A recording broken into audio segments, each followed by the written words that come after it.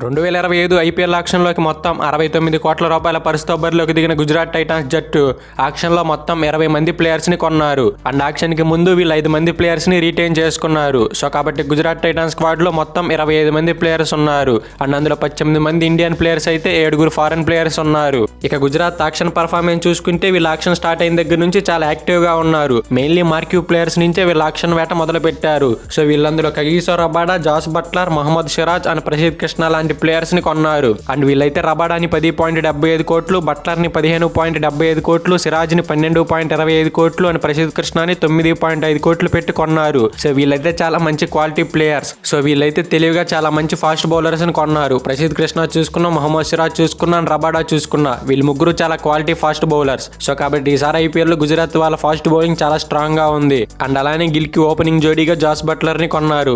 Jos Buttler అయితే చాలా మంచి క్వాలిటీ ప్లేయర్, హిట్టింగ్ చేయగలడు అండ్ ఇన్నింగ్స్ ని రొటేట్ చేయగలడు. సో మ్యాచ్ సిచ్యువేషన్ బట్టి జాస్ బట్లర్ బ్యాటింగ్ ఉంటుంది. అండ్ అలానే వికెట్ కీపింగ్ కూడా చేయగలడు. సో కాబట్టి జాస్ బట్లర్ అయితే ఈసారి గుజరాత్ టీమ్ కి చాలా కీలకం కానున్నాడు. అండ్ అలానే వీళ్ళు నలుగురు కాకుండా వీళ్ళ ఆక్షన్ లో కొన్న మిగతా ప్లేయర్స్ ఒకసారి చూస్తే మహిపాల్ లోమ్రార్ 1.7 కోట్లు, కుషాగ్రా 65 లక్షలు, నిశాంత్ సింధు 30 లక్షలు, అనుజ్ రావత్ 30 లక్షలు, మనవ్ సుతార్ 30 లక్షలు, వాషింగ్టన్ సుందర్ 3.2 కోట్లు, కోయట్జీ 2.4 కోట్లు, అర్షద్ ఖాన్ 1.3 కోట్లు, గుర్నూర్ బ్రా 1.3 కోట్లు, రోదర్ఫార్డ్ 2.6 కోట్లు, సాయి కిషోర్ 2 కోట్లు, ఇషాంత్ శర్మ 75 లక్షలు, జయంత్ యాదవ్ 75 లక్షలు, గ్లెన్ ఫిలిప్స్ 2 లక్షలు, కరీం జనత్ 75 లక్షలు, కుల్వాట్ కెజోరోలియా 30 లక్షలు. అండ్ వీళ్ళలో Washington Sundar, Glenn Phillips and Sai Kishore. So వీళ్ళు ముగ్గురు అయితే చాలా తక్కువ అమౌంట్ కి వచ్చారు. సుందర్ 3.2 కోట్లు, ఫిలిప్స్ 2 కోట్లు అండ్ అలానే సాయి కిషోర్ 2 కోట్లు. సో వీళ్ళ ముగ్గురుని అయితే చాలా తక్కువ అమౌంట్ కి దక్కించుకున్నారు. మెయిన్లీ సుందర్ చూసుకుంటే ఆక్షన్ లో లాస్ట్ స్టేజ్ లో వచ్చాడు కాబట్టి ఆపోజిట్ టీమ్స్ పెద్దగా పోటీ పడలేదు. సో కాబట్టి గుజరాత్ వాళ్ళు తెలివిగా అతన్ని 3.2 కోట్లు పెట్టి తీసుకున్నారు. అండ్ అలానే సాయి కిషోర్ ను చూసుకుంటే ఆర్టీఎం పెట్టుకున్నారు. అండ్ అలానే గ్లెన్ ఫిలిప్స్ మొదటి రౌండ్ లో అన్సోల్డ్ అయ్యాడు, కానీ సెకండ్ రౌండ్ లో మాత్రం 2 కోట్లు పెట్టి గుజరాత్ తీసుకుంది. గ్లెన్ ఫిలిప్స్ అయితే చాలా మంచి quality player, bowling, batting, wicket keeping and fielding 4 departments లో పర్ఫామ్ చేయగల ప్లేయర్. సో కాబట్టి గ్లెన్ ఫిలిప్స్ కి వీళ్ళు ఈసారి ఖచ్చితంగా ప్లేయింగ్ లెవెల్ లో ఛాన్స్ ఇవ్వాలి. అండ్ అలానే మిగతా ప్లేయర్స్ అందరినీ చూసుకుంటే వీళ్ళు బ్యాకప్ ప్లేయర్స్ గా కొన్నారు. అండ్ అలానే వీళ్ళు రీటైన్ చేసుకున్న ప్లేయర్స్ ఒకసారి చూస్తే రషీద్ ఖాన్ కి 18 కోట్లు, శుభ్మన్ గిల్ కి 16.5 కోట్లు, సాయి సుదర్శన్ కి 8.5 కోట్లు, రాహుల్ తెవాటియాకి 4 కోట్లు అండ్ షారుఖ్ ఖాన్ కి 4 కోట్లు ఇచ్చి రీటైన్ చేసుకున్నారు. సో వీళ్ళ 5 ప్లేయర్స్ అయితే గుజరాత్ వాళ్ళు ఆక్షన్ ముందు రీటైన్ చేసుకున్నారు. అండ్ అలానే మనందరికీ తెలిసిందే శుభ్మన్ గిల్ గుజరాత్ టీమ్ కి కెప్టెన్ గా ఉండబోతున్నాడని. సో కాబట్టి గుజరాత్ వాళ్ళు అయితే 2025 ఐపీఎల్ కోసం మొత్తం 25 మంది స్ట్రాంగ్ స్క్వాడ్ తో బరిలోకి దిగబోతున్నారు. అండ్ వాళ్ళ స్క్వాడ్ చాలా స్ట్రాంగ్ గా కనిపిస్తుంది. సో వాళ్ళ ప్లేయర్స్ అప్పటికి ఫామ్ లో ఉంటారో లేదో మనం చెప్పలేం. ఎనీవే గుజరాత్ ప్రాబబుల్ ప్లేయింగ్ 11 ఒకసారి చూస్తే ఓపెనర్స్ గా Shubman Gill and Jos Buttler బరిలోకి దిగుతారు. శుభ్మన్ గిల్ అయితే చాలా క్లాస్ ప్లేయర్ అండ్ బట్లర్ చూసుకుంటే class and aggressive player. Class కావాల్సినప్పుడు క్లాస్ గా, అగ్రెసివ్ గా కావాల్సినప్పుడు అగ్రెసివ్ గా బ్యాటింగ్ చేస్తాడు. అండ్ గిల్ చూసుకుంటే ఇనీషియల్ స్టేజెస్ లో ఇన్నింగ్స్ ని బిల్డ్ చేసుకొని సెట్ అయ్యాక బాగా పెద్ద పెద్ద షాట్లు ఆడతాడు. అండ్ బట్లర్ మాత్రం మ్యాచ్ సిచ్యువేషన్ ని బట్టి తన బ్యాటింగ్ స్టైల్ ని మార్చుకోగలడు. సో కాబట్టి గుజరాత్ ఓపెనింగ్ పేర్ చాలా అంటే చాలా స్ట్రాంగ్ గా ఉంది. సో వాళ్ళ ఓపెనింగ్ పేరుకి అయితే వంకలు పెట్టాల్సిన అవసరం లేదు. అండ్ అలానే బట్లర్ వికెట్ కీపింగ్ కూడా చేస్తాడు. అండ్ అలానే ఇంగ్లాండ్ టీమ్ కి బట్లర్ ఎలానే కెప్టెన్సీ చేస్తున్నాడు కాబట్టి అతని ఎక్స్పీరియన్స్ గిల్ కి బాగా హెల్ప్ అవుతుంది. సో ఇక చూడాలి ఈసారి ఐపీఎల్ లో గిల్ అండ్ జాస్ బట్లర్ జోడీ ఎలాంటి వండర్స్ ని క్రియేట్ చేస్తుందో అని. ఇక నెంబర్ 3 లో చూసుకుంటే వాళ్ళు 8.5 కోట్లు పెట్టి రీటైన్ చేసుకున్న సాయి సుదర్శన్ ఆడేస్తారు. సాయి సుదర్శన్ అయితే చాలా మంచి క్వాలిటీ అండ్ క్లాస్ ప్లేయర్. అతని ఇన్నింగ్స్ ని ఎలా బిల్డ్ చేయాలో అలా బిల్డ్ చేస్తాడు. ఎగ్జాక్ట్ గా విరాట్ కోహ్లీ నెంబర్ 3 లో ఆడేటప్పుడు ఎలా బ్యాటింగ్ చేస్తాడో సాయి సుదర్శన్ కూడా అలానే బ్యాటింగ్ చేస్తాడు. అతను ఆడే ఫస్ట్ ఒక 30 బాల్స్ వరకు నెమ్మదిగా ఆడినా ఆ తర్వాత యాక్సలరేట్ చేయగలడు. ఒకవేళ వికెట్స్ తొందరగా పడినప్పటికీ సాయి సుదర్శన్ దగ్గర మ్యాచ్ నిలబెట్టే టాలెంట్ ఉంది. అండ్ అతను ప్రీవియస్ ఐపీఎల్ సీజన్స్ లో చాలా చక్కగా పర్ఫామ్ చేసి తనని తాను ప్రూవ్ చేసుకున్నాడు. సో కాబట్టి నెంబర్ 3 లో సాయి సుదర్శన్ ఖచ్చితంగా బ్యాటింగ్ చేస్తాడు. ఇక నెంబర్ 4 లో చూసుకుంటే వీళ్ళ ఆక్షన్ లో 2 కోట్లు పెట్టుకున్న గ్లెన్ ఫిలిప్స్ ని ఆడిస్తారు. ఫిలిప్స్ కి అయితే ఐపీఎల్ లో పెద్దగా రికార్డులు లేవు. అతను ఆడింది కేవలం 2 సీజన్లు అయినప్పటికీ 2 సీజన్లో పెద్దగా ఆకట్టుకోలేకపోయాడు. అండ్ అతని దగ్గర టాలెంట్ లేదంటే చాలా టాలెంట్ ఉంది, కానీ ఆ టాలెంట్ ని అతను ఇంకా ఐపీఎల్ లో నిరూపించుకోలేదు. సో ఎనీవే ఇనిషియల్ స్టేజెస్ లో గుజరాత్ వాళ్ళు గ్లెన్ ఫిలిప్స్ కి ఖచ్చితంగా అవకాశాలు ఇస్తారు. అండ్ ఒకవేళ ఫిలిప్స్ గానీ ఫెయిల్ అయితే అతని ప్లేస్ లో రోదర్ఫార్డ్ ని ఆడిస్తారు. సో రోదర్ఫార్డ్ చూసుకున్న చాలా మంచి క్వాలిటీ బ్యాట్స్మెన్, అతను అద్భుతంగా హిట్టింగ్ చేయగలడు. అండ్ అలానే ఫిలిప్స్ చూసుకున్న చాలా మంచి క్వాలిటీ ప్లేయర్. అండ్ రోదర్ఫార్డ్ దగ్గర అండ్ ఫిలిప్స్ దగ్గర ఇద్దరి దగ్గర కూడా బౌలింగ్ చేయగల క్యాపబిలిటీ ఉంది. సో కాబట్టి ఒకరిని ఒకరు బాగా రీప్లేస్ చేయగలరు. ఇక నెంబర్ 5 లో చూసుకుంటే వీళ్ళ ఆక్షన్ లో 1.7 కోట్లు పెట్టుకున్న మహిపాల్ లోమ్రార్ ని ఆడిస్తారు.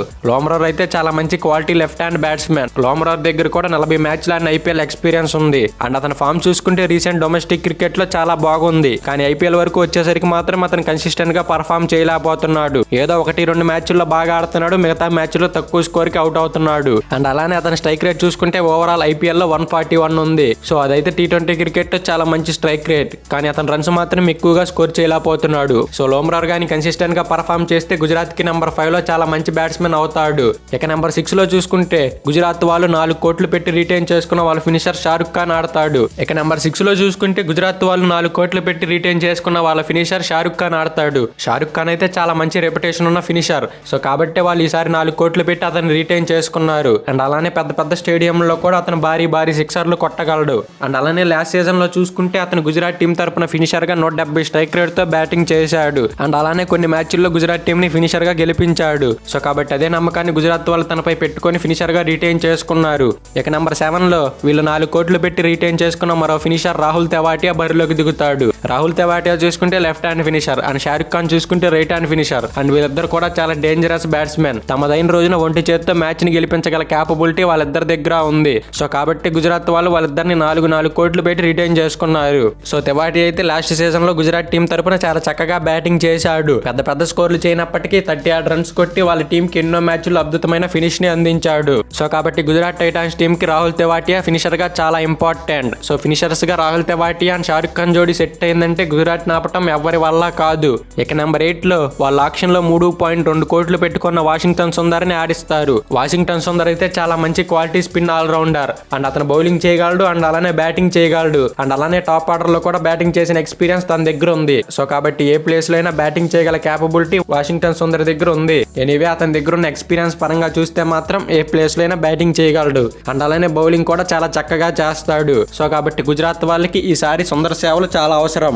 ఇక నెంబర్ 9 లో చూసుకుంటే వాళ్ళు 18 కోట్లు పెట్టి రీటైన్ చేసుకున్న వాళ్ళ స్పిన్ ఆల్రౌండర్ రషీద్ ఖాన్ ఆడేస్తారు. ఇక రషీద్ ఖాన్ పర్ఫార్మెన్స్ గురించి మనం ప్రత్యేకంగా చెప్పనవసరం లేదు. ప్రతి సీజన్ లో కన్సిస్టెంట్ గా పర్ఫామ్ చేయగలడు. అండ్ అలానే డౌన్ ది ఆర్డర్ బ్యాటింగ్ వచ్చినప్పుడు పెద్ద సిక్సర్లు కొట్టగలడు. మెయిన్లీ రషీద్ ఖాన్ బౌలింగ్ గురించి మాట్లాడుకుంటే అతను చాలా కన్సిస్టెంట్ గా బౌలింగ్ చేసే బౌలర్. సీజన్ మొత్తం చూసుకుంటే అతను 1-2 మ్యాచ్ల్లో ఫెయిల్ అవుతాడు. అండ్ మిగతా అన్ని మ్యాచ్ల్లో చాలా చక్కగా బౌలింగ్ చేయగలడు. అండ్ అలానే అతని ఎకానమీ చూసుకున్నా చాలా తక్కువగా ఉంటుంది. సో కాబట్టి రషీద్ ఖాన్ లాంటి వరల్డ్ క్లాస్ స్పిన్ బౌలర్ వాళ్ళ టీంలో ఉండటం గుజరాత్ కి చాలా కలిసి వచ్చే విషయం.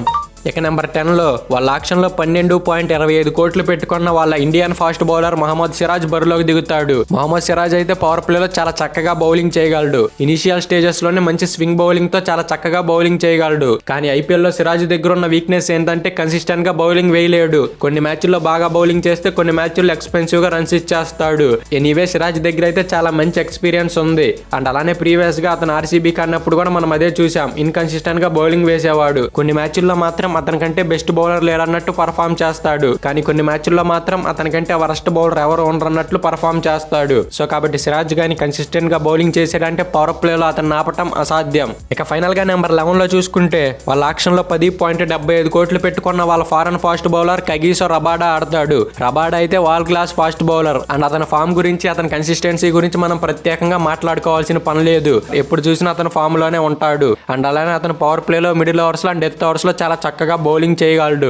సో కాబట్టి రబాడా లాంటి world class bowler Gujarat team లోకి రావటం చాలా కలిసి వచ్చే విషయం. సో రబాడా రాకతో వాళ్ళ ఫాస్ట్ బౌలింగ్ అయితే చాలా స్ట్రాంగ్ గా ఉంటుంది. సో ఇంతవరకు చూసుకుంటే గుజరాత్ టాప్ ఆర్డర్ కి అసలు తిరుగులేదనిపిస్తుంది. అండ్ అలానే మిడిల్ ఆర్డర్ లో చూసుకున్న Shahrukh Khan, Lomror, Glenn Phillips and Tewatia లాంటి ప్లేయర్స్ వాళ్ళ మిడిల్ ఆర్డర్ లో ఉన్నారు. సో వాళ్ళైతే చాలా మంచి మిడిల్ ఆర్డర్ బ్యాట్స్మెన్స్. సో వాళ్ళందరూ కలిసికట్టుగా పర్ఫామ్ చేస్తే వాళ్ళ మిడిల్ ఆర్డర్ కూడా సక్సెస్ అవుతుంది. సో మెయిన్లీ వాళ్ళ ఫామ్ లో ఉంటే చాలు, వాళ్ళ మిడిల్ ఆర్డర్ కి తిరుగుండదు. సో ఎట్ బౌలింగ్ లో చూసుకుంటే Rashid Khan, Washington Sundar, Kagiso Rabada and Mohammed Siraj మాత్రమే ఉన్నారు. సో వీళ్ళైతే 4 ఓవర్ల బౌలింగ్ చేయగల క్యాపబిలిటీ ఉన్న బౌలర్. అండ్ అలానే వీళ్ళతో పాటు మహిపాల్, లోమ్రార్, తెవాటియా, ఫిలిప్స్ అండ్ షారుఖ్ ఖాన్ వీళ్ళ నలుగురు కూడా కొన్ని ఓవర్ల బౌలింగ్ చేయగలడు. Anyway Rashid Khan, Kagiso Rabada, Mohammed Siraj మాత్రమే వీళ్ళ దగ్గర 4 ఓవర్స్ స్పెల్ వేసే బౌలర్స్ ఉన్నారు. సో కాబట్టి వీళ్ళు ఇంపాక్ట్ ప్లేయర్ గా ప్రసిద్ధ్ కృష్ణ ఆడిస్తారు. ఇందులో మాత్రం ఎలాంటి డౌట్ లేదు. ప్రసిద్ధ్ కృష్ణ చూసుకున్నా చాలా మంచి క్వాలిటీ బౌలర్. సో కాబట్టి ఇంపాక్ట్ ప్లేయర్ గా అతన్ని ఆడిస్తారు. So Prasidh Krishna impact player గా ఆడిస్తే వీళ్ళ బౌలింగ్ బాగా సెట్ అవుతుంది. ప్రసిద్ధ్ కృష్ణ, సిరాజ్ రబాడా వీళ్ళు ముగ్గురు ఫాస్ట్ బౌలర్స్ గా ఉంటారు.